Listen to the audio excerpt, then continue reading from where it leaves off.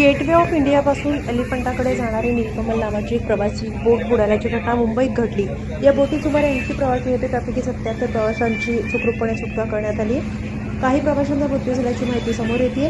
मुंबईतील gateway of इंडियापासून समुद्रात बोटीने प्रवास करण्यासाठी अनेक पर्यटक दाखल होत आहेत।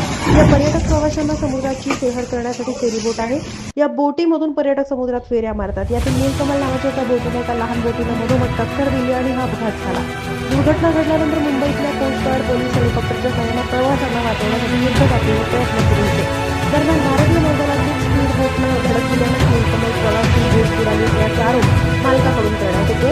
दुसरीकडे दुर्घटनेत काही प्रवाशांचा मृत्यू झाला। अजून मृतांचा आकडा मात्र वाढण्याची शक्यता वर्तवण्यात येते। 80 प्रवाशांना घेऊन जाणाऱ्या फेरीतून नीलकमल नावाच्या बोटला स्पीड बोटची धडक जोरात बसली आणि बोटीमध्ये पाणी शिरलं आणि त्यामुळे बोट बुडाली, अशी माहिती प्रत्यक्षदर्शींनी देण्यात येते। एलिफंटाकडे जाणाऱ्या नीलकमल या बोटीचा अपघात घडल्याचं वृत्त प्राप्त होत आहे। नौदल, कोस्ट गार्ड, पोर्ट पोलीस पथकाच्या बोटी तातडीनं मदतीसाठी रवाना झाल्या। जिल्हा आणि पोलीस प्रशासनाशी सातत्यानं संपर्कात असून बहुसंख्य नागरिकांना वाचवण्यात सुद्धा आले। तथापि अजूनही बचाव कार्य सुरू आहे।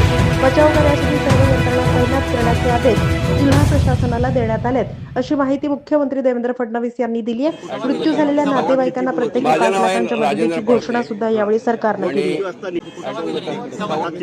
माझे नाव आहे राजेंद्र पळते आणि बोट निघाली 3:15 ला निघाली। कुठे हा अपघात झाला, तुम्हाला माहिती कशी मिळाली? बोचार आयलंडच्या जवळ तिथून ती नेव्हीची, म्हणजे आम्ही जे रोजच जातो, आमची ड्युटी असते, तर ही नेव्हीची बोट, स्पीड बोट आली।